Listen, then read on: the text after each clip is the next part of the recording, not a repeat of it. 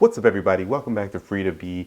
And this week we're going to be talking about an all cash diet and exactly what that entails. So let's get started.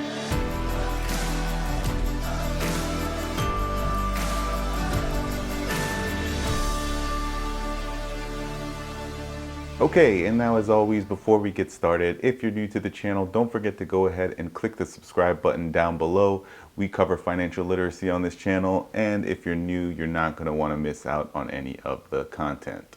And if you're not new, thanks again for joining us this week.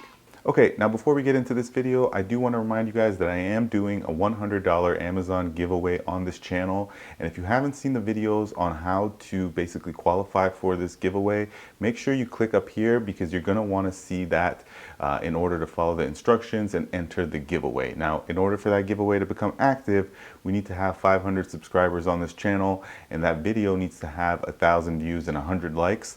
But it's on its way, and we know we're getting close to 500 subscribers, so it's definitely possible that that becomes active. Make sure you watch the video for the instructions on how to become eligible for that giveaway.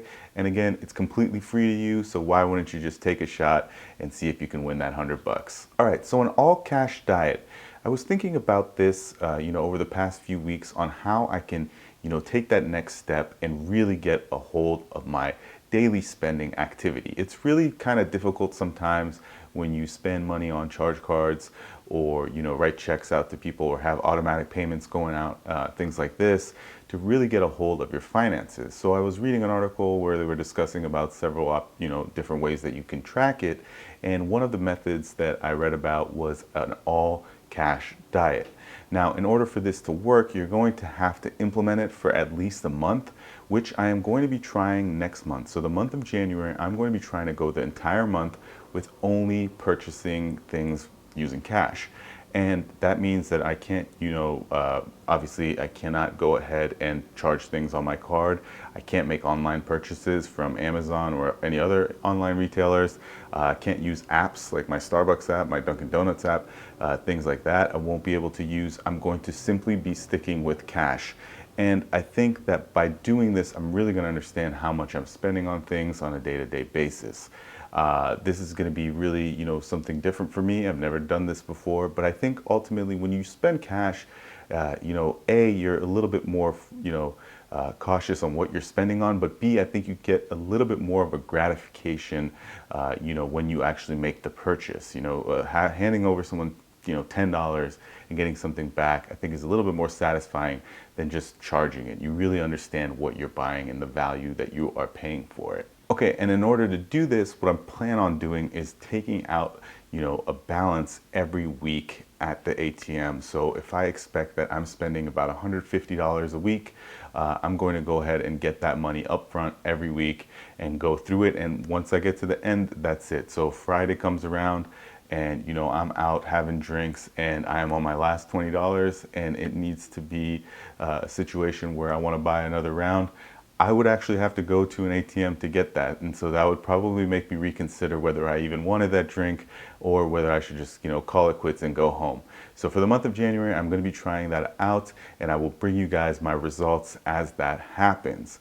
Now, there are a few things you have to consider before, actually moving forward with the all cash diet, and that's what we're going to talk about right now. Okay, so the first thing to consider is definitely the cash diet, and the purpose of this. This is to just figure out your expendable income and how you're spending it.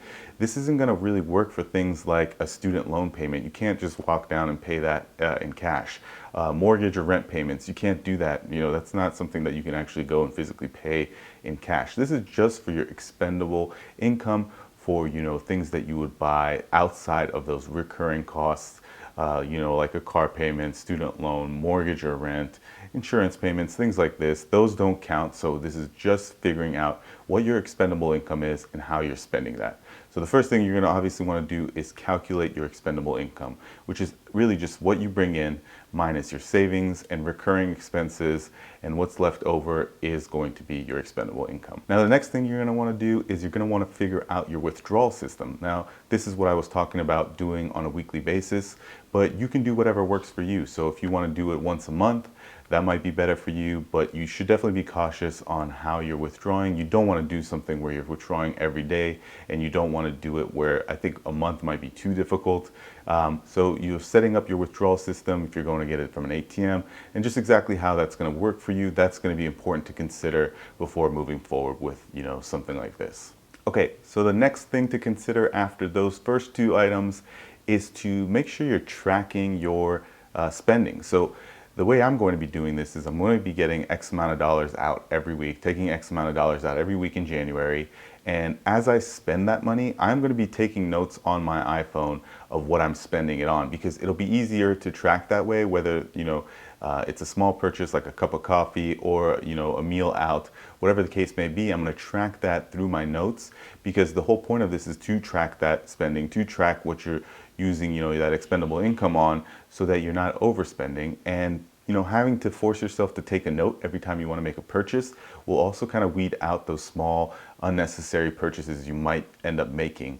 So one of the things I'm going to be doing is, like I said, taking notes, diligent notes in my phone, and kind of going through them at the end of the week to find out exactly what I had purchased, which brings me to the final point, and that's kind of just identifying patterns in your spending and getting an idea of what you can cut out in future months. Now, when I was reading this article about the all cash diet, it did mention that you do have to give this a solid 1 month, or else you're not going to have enough data on yourself, which makes sense. If you try this for a week, in that week you might be spending differently than you would 2 weeks down the road.